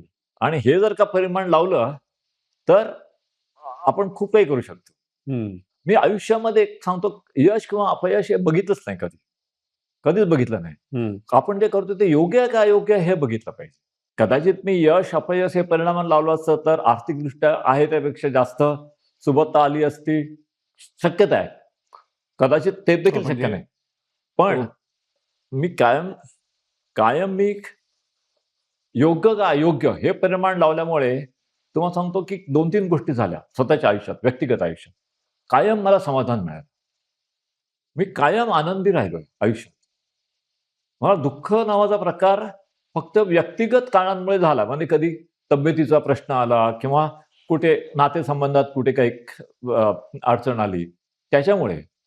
मला संपूर्ण आयुष्यामध्ये म्हणजे एक वैद्य किंवा मेडिकल किंवा असे इश्यूज सोडले, तर मी कायम समाधानी आणि आनंदी आणि खुशी राहिलोय मी. आणि कारण मी यश आणि अपयशाचा विचारच केला नाही. मला ते रिलेव्हंटच वाटलं नाही कधी. हो. हां. आणि माझ्याकडे जे लोकं काम करत होते, तुम्हाला सांगतो ते त्या त्या सगळ्यांना मी असंच सांगितलं, तुम्ही योग्य किंवा अयोग्य हा विचार करा. कधी की 20 वर्ष माझ्या मुलींनी काम केलं, कोणाला प्रमोशन मिळालं नाही. पण ज्यावेळेला त्यांनी माझ्याकडची म्हणजे मी मी काय केलं, 20 मध्ये मी वाइंड अप केलं 19-20 ला सगळं. मी म्हटलं, "आता ह्या मुलांना पंख मिळालेले आहेत, त्यांना आता आभाळी उडून द्या." आता ह्या सगळ्या मुली कुठे गेल्या? एक मुलगी माझ्याकडे होती, नाव पण सांगतो, जनैना तिवानी. ती माझ्याकडे रिसर्च नव्हती. आमच्याकडे प्रमोशन नाही, काही नाही. सॅलरीमध्ये थोडी इन्क्रिमेंट मिळते. ती माझ्याकडे नोकरी सुद्धा दुसऱ्या दिवशी पनामा ह्या देशाची परराष्ट्र मंत्री झाली. हो. हां. आणि आपले परराष्ट्र मंत्री जयशंकर तिकडे तिला भेटायला जायचे. ती माझ्याकडे रिसर्च अॅनलिस्ट होती माझ्या ऑफिसमध्ये. बाकीच्या मुली मोठ्या-मोठ्या कंपन्यांच्या काय म्हणतात ते, एक देविका मिस्त्री मुंबईत आहे ती. ती एका खूप मोठ्या मल्टिनॅशनल कंपनीची हे झाली काय नॅशनल हेड म्हणजे कंट्री हेड आणि मॅनेजिंग डायरेक्टर झाली. ओके. प्रत्येक मुलगी खूप मोठ्या पोस्ट संघटनांच्या प्रमुख पदावरती आली. कारण ह्या मुलींनी यश अपयशाचा विचार केला नाही माझ्याकडे. प्रोसेसच थॉट हां, प्रोसेस म्हणजे त्यांनी एक म्हणून ती मुलगी ती ती राष्ट्रपती झाली, ती परराष्ट्रमंत्री झाली. पनामामध्ये काय एक टर्म असते. तिची 5 वर्ष झाली आत्ताच तिचं परराष्ट्रमंत्री पदावरून तिचं एक म्हणजे टर्म संपली. तर ती आता विचार करत नाही, की हा पुढे मी काय करणार? माझ्या ती राष्ट्रपती होईल बहुतेक करून. पण ती तसा विचार करत नाहीये. हो. ती विचार करते, की मी योग्य काय करू? बापरे! हा वेगळाच विचार आणि वेगळंच हां. हे आहे. तर आता एवढी तुम्ही म्हणजे म्हणतात जसं जवळ-जवळ 71 देशातल्या देशांबरोबर आणि त्यांच्या हेड्स बरोबर कामं केलेली आहेत. तर असा एक प्रोजेक्ट आहे किंवा असा आहे, की जो तुम्हालाही असं वाटलं, की "अरे वाह! This is a very impactful contribution that we have made." तुमच्या इथून? असे काही झाले प्रसंग. म्हणजे एक मी आत्ताच जोडून आलं, की आम्ही ज्यावेळेला ब्लू-पीसचा जो फॉर्म्युला शोधला, त्यानंतर युनोच्या सिक्युरिटी काउन्सिलनी म्हणजे सुरक्षा परिषदेने त्याची दखल घेतली आणि त्याच्यावरती खास अधिवेशन बोलावलं. आणि ह्यामुळे संपूर्ण युनोच्या सुरक्षा मंडळात त्यांचा जे काही अजेंडा तो बदलला, केवळ माझ्या संशोधनामुळे. म्हणजे एका देशाचा नाही, तर संपूर्ण जगाचाच जो कारभार जो युनोचं सुरक्षा मंडळ चालवतं, त्यांच्या काही बाबींमध्ये आणि ह्याचे अनेक परिणाम झाले. पण ह्याचा एक परिणाम म्हणजे तो एक तांत्रिक तपशिलात जात नाही. याचा एक परिणाम असा होता, की आमच्या संशोधनाचा उपपरिणाम म्हणजे आयसीसी जी दहशतवादी संघटना होती ती संपली. हो. हां. ओके. तर म्हणजे त्याचा असं असं मी डायरेक्ट सांगू शकत नाही. पण रेपरकेशन्स त्याच्या हां, म्हणजे त्याचे हां, म्हणजे त्याच्या समजा 6 महिन्यांनी म्हणजे युनोमध्ये मी सांगतो 22 नोव्हेंबर 16 मध्ये मी त्याचं म्हणजे ओपनिंगसाठी मला बोलवलं होतं सुरक्षा परिषदेच्या. त्यावेळेला मी आणि त्यावेळेचे युनोचे महासचिव होते बान की मून. मी आणि दानिलो टर्क म्हणून ग्लोबल हाय लेव्हल पॅनलचे त्याचे ते प्रमुख होते. अशा तिघांचे आमचं ओपनिंगसाठी त्यांनी बोलावलं. त्याच्यात मी काही मुद्दे मांडले. त्यात मी सांगितलं, की दहशतवादाचा आणि नद्यांचा काय संबंध आहे? हां, ह्याचा कोणी विचारच केला नव्हता. सगळ्यांना वाटतं दहशतवाद म्हणजे AK-47 आणि वगैरे ह्याचा संबंध असतो. तर मी दहशतवाद नद्यांचा काय संबंध आहे ते मी स्पष्ट केलं. अच्छा. त्याच्यानंतर 3 महिन्यांनी युनोच्या सुरक्षा परिषदेची दुसरी बैठक झाली. त्यात ह्याच्यावरती विचार केला आणि त्यांनी ठराव पास केला. आणि त्यानंतर 3 महिन्यांनी अमेरिकेने काही स्ट्रॅटेजीज आखल्या आणि मुख्य म्हणजे आयसीसचा सगळा जो त्यांच्या हातामध्ये सगळी जी शक्ती होती, ती सगळी त्यांचा काही नद्यांवरती आणि धरणांवरती कंट्रोल होता म्हणून आली होती. ती त्यांनी त्यांना काढून टाकलं आणि आयसिस त्याच्यानंतर 15 दिवसात संपली. म्हणजे अजून 5% आहे ते इकडे-तिकडे पण हां, पण अशी ती तर हा एक परिणाम झाला. दुसरं आत्ता म्हणजे आता ही प्रक्रिया चालू आहे. त्याचा परिणाम व्हायला थोडा वेळ लागेल. तर युक्रेनचं युद्ध सुरू झाल्यानंतर अमेरिका, रशिया मुख्य, पण त्याच्यानंतर त्याला चीन, फ्रान्स आणि ब्रिटन खूप महत्त्वाचे राष्ट्र. ह्यांच्यामध्ये युद्ध चालू असताना म्हणजे हे दुसरं युद्ध चालू असताना अनपेक्षितपणे किंवा अ, अ, अचानकपणे किंवा अनाकलनीयपणे अ, अण्वस्त्र युद्ध होऊ नये. त्यासाठी मी ह्या 5 देशांमध्ये बोलणी करून आणली. युक्रेन युद्ध चालू असताना दुसरीकडे. हो. आणि तेव्हाच मला कळलं, नाहीतर माझा एआयशी फारसा संबंध नव्हता. तर तेव्हा मला कळलं, की म्हणे मला हे अण्वस्त्रांचं लॉन्च फंक्शन काय वगैरे होता, म्हणजे ह्याच्यावरती जी बोलणी होती, त्यावेळेला मला कळलं, की यामध्ये एआयचा काय रोल आणि एआयमुळे कदाचित ह्या 5ही देशांची इच्छा नसताना देखील कसं युद्ध सुरू शकतं. अण्वस्त्रांचं युद्ध कसं सुरू होतं, अणुयुद्ध. आणि त्यात साधारण 12-13 तासांमध्ये संपूर्ण पृथ्वी खलास होईल. म्हणजे आपण सगळे काय सगळी पृथ्वी. तर हे जेव्हा मला कळलं, तर ह्यांच्यामध्ये बोलणी झाली आणि ह्याच्यावरती जे आमची म्हणजे जे ठरलं, तर ते जानेवारी 25 मध्ये आम्ही ते जे सोल्युशन होतं ते एलॉन मस्क यांनी स्थापन केलेली इन्स्टिट्यूट आहे, फ्युचर ऑफ लाईफ इन्स्टिट्यूट. त्यांनी ते पब्लिश पण केलं माझं ह्याच्यावर काय म्हणतात ते कन्क्लुजन. आणि तो अहवाल आणि त्यानंतर माझं काम थांबलं. म्हणजे कारण तितक्याच अमेरिकेत निवडणूक झाली आणि डोनाल्ड ट्रम्प निवडून प्रेसिडेंट आले आणि सगळ्यांचं म्हणणं पडलं, की आता नवीन अध्यक्ष आहेत अमेरिकेत, तर त्यांना संधी मिळाली पाहिजे त्यांच्या दृष्टीने.